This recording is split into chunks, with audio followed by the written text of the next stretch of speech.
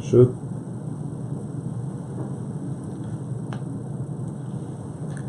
네, 시청자 여러분 안녕하십니까. 이창원 기자입니다.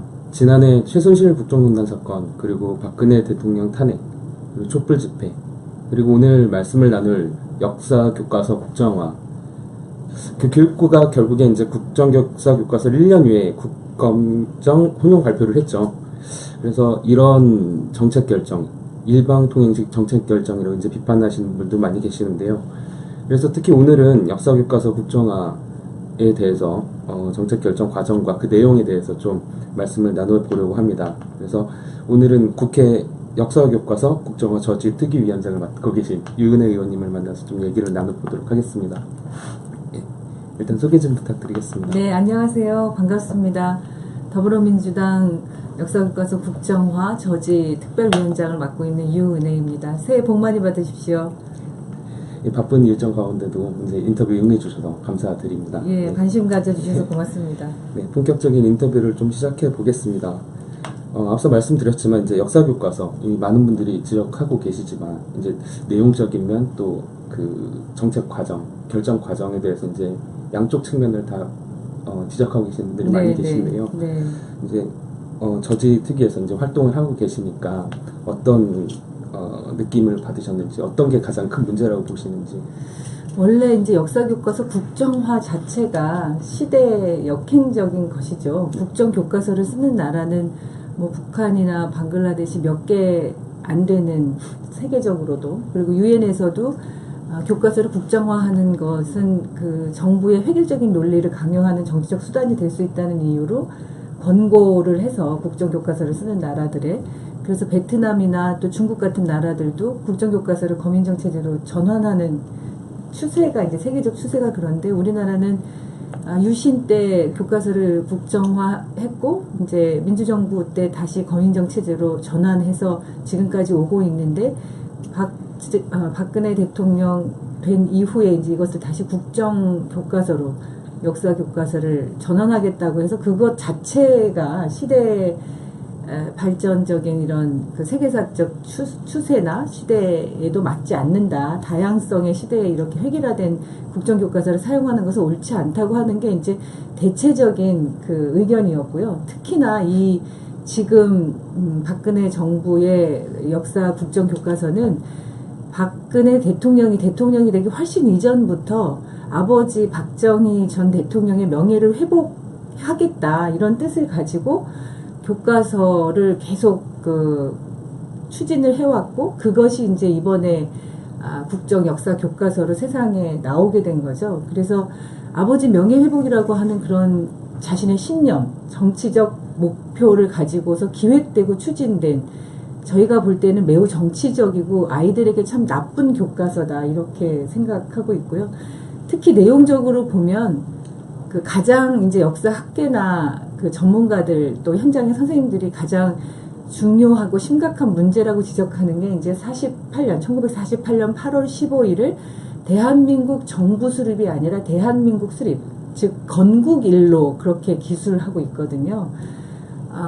48년 8월 15일을 건국일, 대한민국 수립으로 아이들에게 가르치는 것은 1919년 3월 1일 그 3.1운동을 통해서 임시정부를 수립했고 36년 일제치하에서 독립운동을 해왔던 이 내용들이 축소되고 그 의미가 별것 아니구나 이렇게 돼버리거든요. 그래서 역사적인 그 해석에서 우리의 헌법에도 기술되어 있는, 우리는 3.1운동의 그런 법통을 계승한, 임시정부의 법통을 계승한 대한민국 정부라고 하는 것이 지금 48년 8월 15일을 대한민국 수립, 건국일로 기술하고 아이들이 배우게 되면 이것은 정말 헌법에 기술되어 있는 헌법 정신과도 배치되는 반헌법적인 교과서가 된다 이렇게 평가하고 있고요.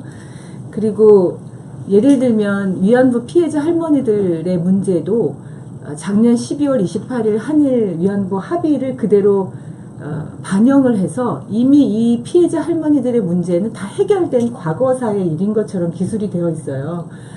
여러분들도 아시다시피 위안부 피해자 할머니들의 일은 과거사가 아니라 지금 현재 진행 중인 일이고 일본 정부의 공식적인 사과와 또 법적인 책임 이런 것들을 묻고 있는 건데 그것이 아직 해결되지 않았음에도 불구하고 돈을 1억 원씩 주겠다는 그런 1228 결과를 가지고서 마치 이 문제가 다 해결된 과거사의 일인 것처럼 기술하고 있어서 매우 왜곡된 그 역사 교육이 될 수 있다는 점에서도 이 국정교과서가 갖는 우려가 굉장히 크고요. 그리고 이제 또 과정을 이야기를 좀 말씀을 드리면 이게 누가 집필을 했는지 교과서를 그리고 편찬 이 심의위원회가 어떻게 구성되어 있고 무슨 회의를 어떻게 했는지를 전혀 모르게 깜깜이로 진행이 됐어요 여태까지. 말씀하신 대로 정말 그 과정 자체를 누가 검정위원회를 맡을 것인가부터 논의가 시작된 다음에 그 다음에 교과서가 나와야 되는 건 만약에 국정교과서를 만들어야 하겠다면 꼭 그런 말씀을 하시는 거죠. 그러니까 원래 이제 이게 역사 교과서를 국정화하겠다고 집필진을 구성을 해야 되는데 이미 국정교과서로 전환하는 것을 역사학계나 교수나 집필을 했던 경험이 있는 선생님들이 다 나는 국정교과서 만드는데 참여하지 않겠다고 거부를 했기 때문에 이 국정역사교과서를 집필할 수 있는 사람들이 굉장히 제한적이었고 뉴라이트 계열, 이른바 뭐 식민지 근대화론을 주창하는 사람들이거나 편향적인 역사인식을 갖는 사람들이 집필진으로 대거 참여할 수밖에 없는 그런 상황이었던 거죠. 이미 애초부터. 그래서 집필진도 공개를 하지 않았고 편찬심의위원회도 공개를 하지 않았고 모든 것이 마치 무슨 비밀 군사작전 하는 것처럼 깜깜이로 지금까지 진행이 돼 왔죠. 그래서 조금 더 말씀을 좀 드려볼까요? 준비를 많이 해오셔가지고 여러분들 이렇게 보시면 이게 지금 김영한 전 청와대 민정수석의 비망록 중에 있는 한 부분인데요. 국사교과서 국정전환하고 이렇게 신념이라고 써 있잖아요. 이 신념은 바로 박근혜 대통령의 신념이라는 뜻이고 여기 보면 이렇게 조그맣게 장이라고 써 있는데 이거는 이제 김기춘 비서실장이 이런 말씀을 하셨다는 거죠. 이 날짜가 보면 2014년 9월 24일입니다. 교육부가 역사교과서를 국정으로 전환하겠다고 발표한 게 2015년 11월이거든요. 그러니까 훨씬 전인 1년도 더 전에 청와대에서는 그 국사교과서를 국정으로 전환할 것을 신념을 가지고 있는 대통령의 신념이니까 추진할 것을 이미 지시하고 진행하고 있었다는 것이고 이 밑에 보면 국정, 검인정 국사교과서의 문제 그러니까 검인정 국사교과서가 어떤 문제가 있는지를 막 여론 작업을 해서 붐을 일으킨 후에 여론조사를 해서 사람들에게 국정교과서가 마치 많이 그 필요성을 인정받고 찬성받는 것처럼 이렇게 상황을 만들어서 이렇게 전환으로 가겠다는 이런 방침이고 실제로 여론조사를 그런 식으로 해서 처음에 국정교과서 여론조사 했을 때는 찬반이 거의 반반 정도씩 이렇게 비슷비슷했었어요. 그런데 이제 국정교과서가 왜 시대의 발전에 맞지 않고 우리 아이들에게 단 하나의 획일적인 그 역사 교육을 시키는 것이 옳지 않다. 이런 역사학계와 또 저희 야당과 시민사회 단체, 뭐 교육감들 이런 많은 분들의 그런 이제 그 여론화 그런 그 홍보 이런 것들을 통해서 최근에 조사한 것은 국정 역사 교과서를 반대하는 여론이 이제 67% 가까이 나왔고 찬성하는 여론은 17% 정도로 줄었거든요. 그러니까 점점 그 격차는 더 벌어지고 국정교과서 반대 여론은 더 높아지고 있는 추세인데 이때는 이런 작업을 통해서 이 시점에는 찬반이 거의 비슷하게 나왔었거든요. 그래서 청와대에서 이미 이런 것을 가지고 계획적으로 추진을 해왔다는 거죠. 적극적인 개입을 말씀하시는 거죠. 그래서 말씀하시는데 이제 저희가 오늘 방송을 한다고 예고를 드렸더니 그 시청자분들께서 한 분 질문을 좀 주셨는데, 그러니까 말씀하신 대로 국정 역사 교과서가 그 자체가 좀 문제가 제기되고 있는 상황에서 어쩌면 정부나 이제 여당이라고 해야 될까요? 그런 쪽에서 이제 자랑스러운 역사를 써야 되는 것인가, 아니면은 역사를 이제 또 우리가 거울 반면교사 삼아서 해야 되는 그거에 초점을 맞출 것인가, 이런 프레임을 짜는 것이 아니냐.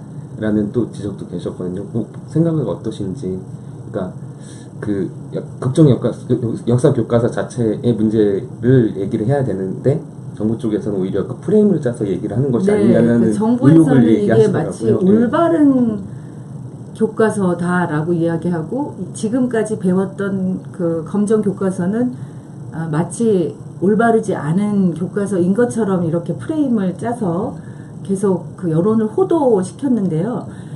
검인정 교과서 지금 나와 있는 우리 학생들이 배우는 검정 교과서도 교육부의 집필 기준과 그 집필 절차, 그러니까 그 검정 절차를 밟아서 나온 거예요. 그게 이명박 대통령, 박근혜 대통령 정부의 교육부 하에서 집필 기준이 마련이 됐었고 그 집필 기준에 따라서 집필이 돼서 검정 절차를 밟아서 아이들에게 이제 그 학교에서 배우게 한 거거든요.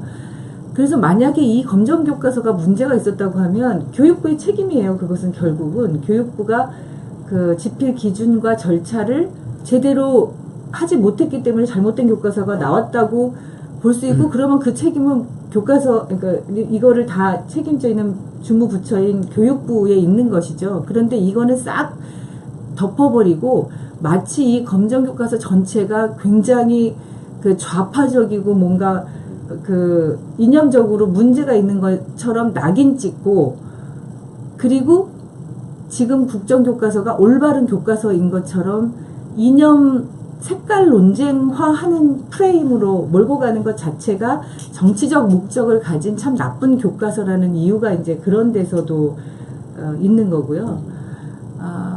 앞서도 말씀드렸지만 대통령의 신념에 따라서 또 내년이 그 박정희 대통령이 올해죠. 이제 2017년 올해가 박정희 대통령 탄생 100년이 되는 해인데요.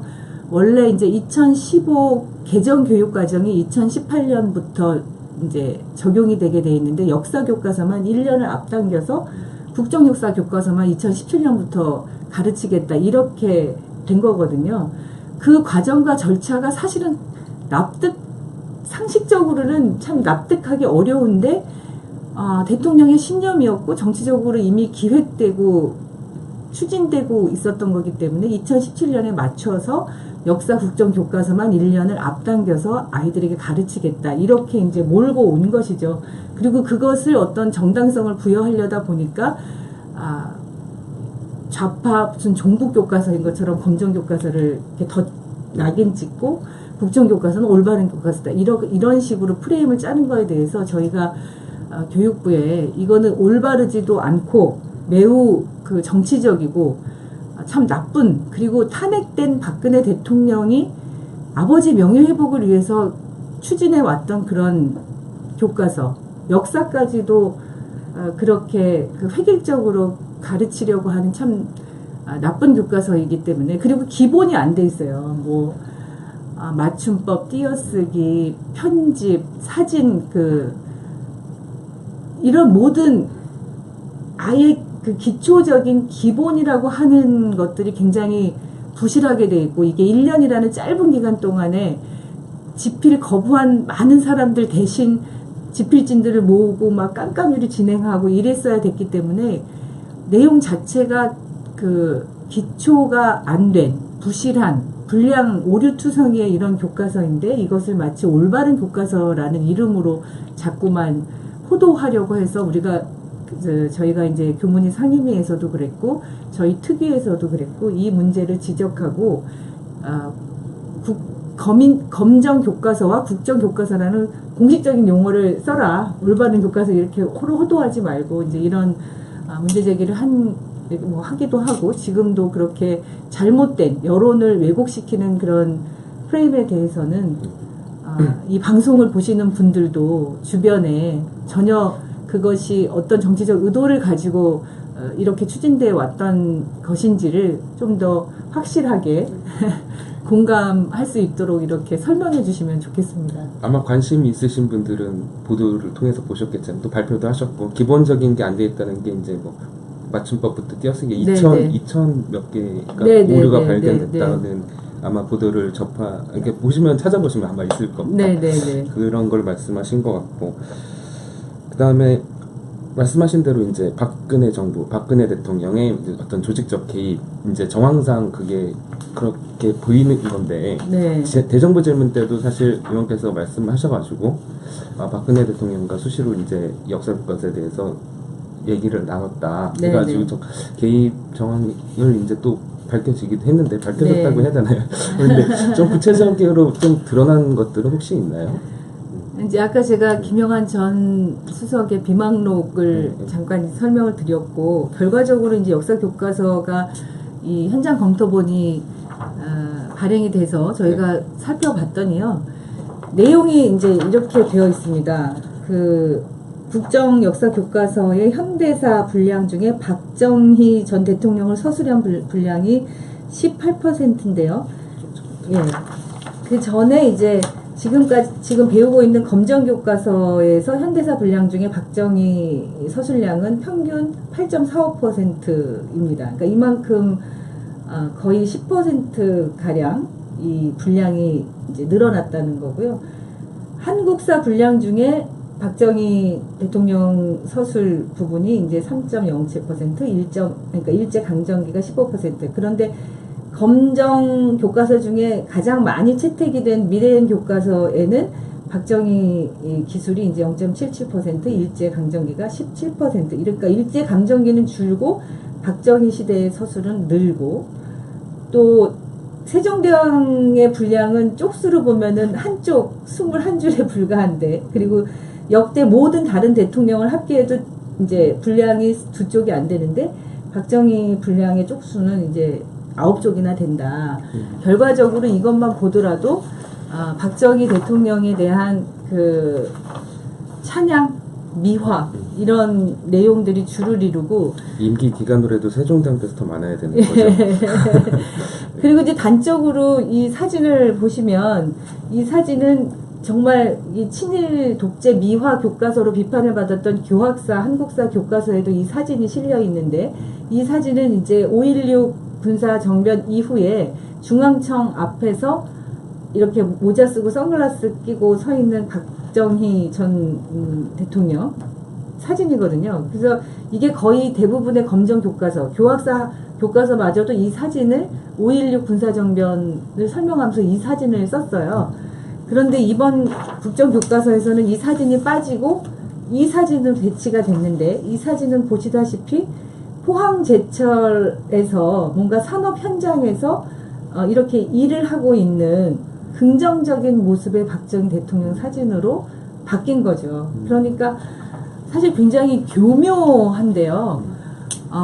교학사 교과서는 굉장히 노골적으로 막 이렇게 기술을 했던 반면에, 이번에 그 국정교과서를 보면 이렇게 사진을 바꾼다든지, 똑같은 것을 기술을 해도 굉장히 의미를 축소시켜서, 그리고 분량을 늘려서 뭔가 미화하고 찬양해야 될 게 있는 것은 이렇게 기술을 많이 늘리고, 그렇지 않은 것은 좀 줄이면서 굉장히 교묘하게 기술을 해서 학생들이 보면 사실 이렇게 뭔가를 판단하고 어떤 기준에서 다시 분석하기 전에 역사 교과서를 사실로 배우는 학생들은 이 교과서를 읽은 학생들이 박정희 대통령 굉장히 훌륭하신 분이었고, 유신 체제는 민주화 운동을 하기 위한 불가피한 과정이었고, 뭐 이렇게 인식하게 만드는 그런 교과서라는 거죠. 학생들이 공부를 하면서 객관적인 판단을 할 수가 하기 없게 만드는 네. 그런 거라는 것이죠. 근데 이렇게 계속 의혹 제기를 하시고 특위에서도 활동을 하셨지만, 이제 결국에 교육부는 2018년부터 이제 국방적 혼용하겠다 이렇게 발표를 했습니다. 이거에 대해서 이제 그렇게 비판 여론은 사실 있는 게 여론조사 결과 과반이 넘었죠. 반대, 부정적이라는 여론이.